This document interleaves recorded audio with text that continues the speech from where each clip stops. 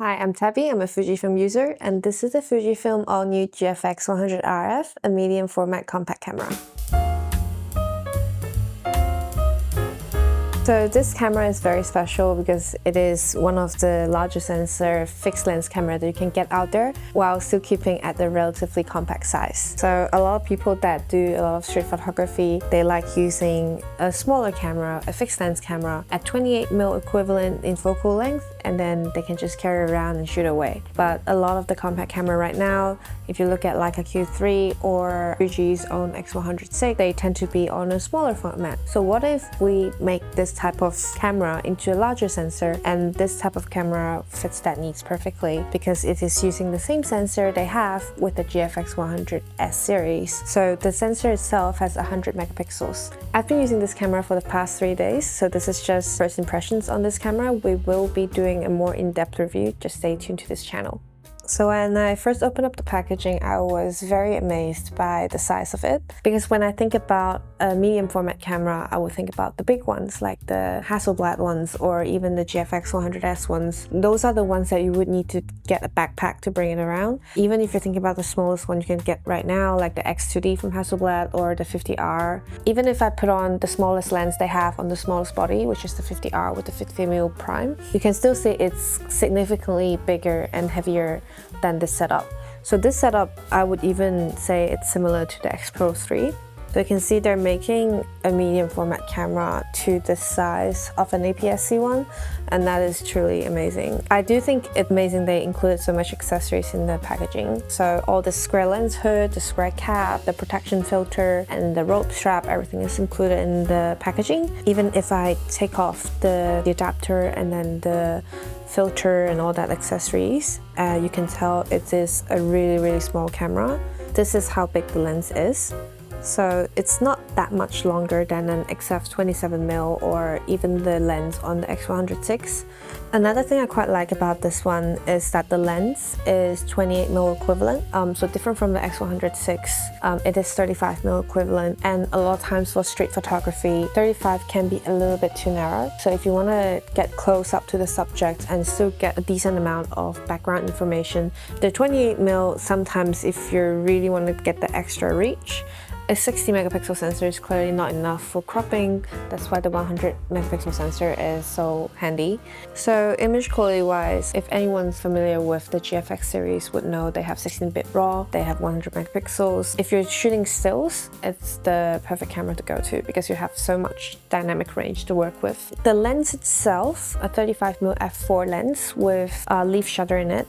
We did some bokeh tests on this one. The bokeh looks quite round, except on the edges of the image it could look a little bit narrow. For a lens this size, I would consider it quite good. In terms of chromatic aberration, I did take some test shots. I did not notice anything obvious. But one issue I have with this camera and some other Fuji cameras, like Fujifilm GFX cameras in general, I would rather keep the high ISO noise reduction off as -4, because I did notice if I leave it as the default 0, the image would be a little bit softer than when I turn it completely off, which is -4. We did some test shot at Burwood Night Market with this camera just to test out the low light performance, and especially when there's like bright lights and low lights as a very contrasty situation. I do notice this one, because of the dynamic range, it did preserve the details of the shadows very well. Even if I overexpose it by a lot, if I'm shooting in RAW, in 16-bit RAW, I can definitely still salvage the image back. This camera doesn't have IBIS, but the sensor is 100 megapixels, so it will be very obvious if you have any shaking and blurriness. So personally, I would rather amp up the ISO to keep my shutter speed faster than 30 or 40th of a second. Fortunately, because of the sensor size, even if I'm using higher ISO, I can still get a relatively clean image from it. Keep in mind that you cannot compare the shutter speed directly to a GFX 100S because this one has leaf shutter. So when you press the shutter, there's very minimal shaking from the camera itself. I can drop down the shutter speed quite a lot. The lowest I've gone to is around 1/4 of a second, and I still think the image is quite usable. This lens doesn't have a linear motor. So the thing I noticed with this is the focusing is not as fast compared to, say, like a linear motor lens on the GFX 100S2. The GFX 100S2 does have the same sensor and the same processor as this, so the only difference would be linear motor, yes or no, in the lens. I did notice with the lens when it's autofocusing, especially in low light or when there's a lot of subjects in the frame, it can hesitate a little bit, as in like it doesn't know which one it should focus on. Overall, the subject detection works fine. It's closest to the X Pro 3, but it is a lot more squared, whereas the X Pro 3 is a bit more slanted. And then this one has the same dial here, with the ISO and shutter speed, the one that you can lift up all the way passed down from the old film camera like GF670 all the way to X100 and now to this one, the one that people all know and love.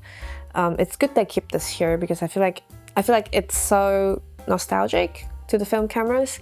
And then when you're out and about on the street, it's also very easy for you to change your settings using this type of dials. They did add some extra dials to this as well. The most unique one would be the aspect ratio dial. If you scroll through the aspect ratio dial, you would notice a lot of them are reminiscent of film cameras, especially their medium format film cameras. So it starts from 4:3, which is the same ratio as the sensor 44:33. If you flip through the aspect ratio dial, you can see there's 3:2, which is the same as the 6:9 medium format camera, or even 65:24, which is the same as X-Pan, 17:6, which is the same as the GX617. Of course, you can even do like 1:1 or 6:7. I also feel like keeping this is a way to pay honor to their very famous line of medium format fixed lens film camera. Another thing to keep in mind is they added this little lever here. This little lever is for digital cropping. So because of the very big sensor here, you can actually crop it 3 times.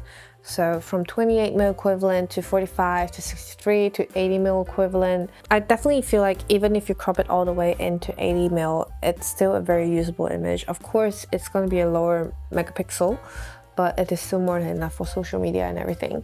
And another difference between this one and the X100 in terms of buttons and dials would be this lever here.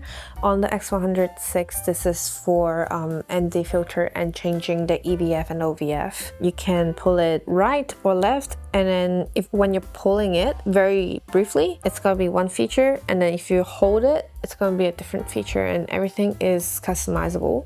So the way this one is set to is if I pull it shortly to the right way, it's going to be showing me the guiding lines of framing after I change the aspect ratio. If I pull it longer, it's going to be the ND filter. As for the other way, it's going to be changing the EVF and LCD settings or customizing this little ring here, which I set it to changing film simulations, and I do find that very handy. Another thing to keep in mind, it's a big difference between this one and the X100 is that this one doesn't have any OVF. So this is the same design as the GFX 50R. It is a rangefinder style, but it's an EVF only. So if you really want an OVF, you need to keep that in mind.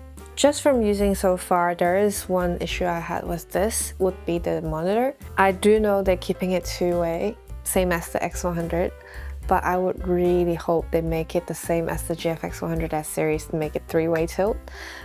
Because sometimes if I'm doing lower angles and I would want to have the monitor tilting out like that. Because one thing I find when I'm using this type of camera and I'm shooting down low, at least I have the option to tilt out the screen like that. And I do find that very helpful, and that's the feature I would hope they have it on this camera. This annoys me more than the lack of IBIS, to be honest. A little problem I have with this camera is it's still relatively big for being a fixed lens compact camera. I tried to bring this into a concert the other day, and then the security guy was being a bit unhappy about the size of the camera, even though I explained to him after I take off the lens hood and then the filter and everything, it's going to be a really small lens. The security guy from Kudos Bank Arena, if you're seeing this, it's really less than 5 centimeters. This is just the first impression on this camera. We'll be doing a more in-depth review comparing this one with other cameras, so make sure you're subscribing and stay tuned. Let us know what you think about this camera. Are you excited for it or are you disappointed? Let us know in the comment section below.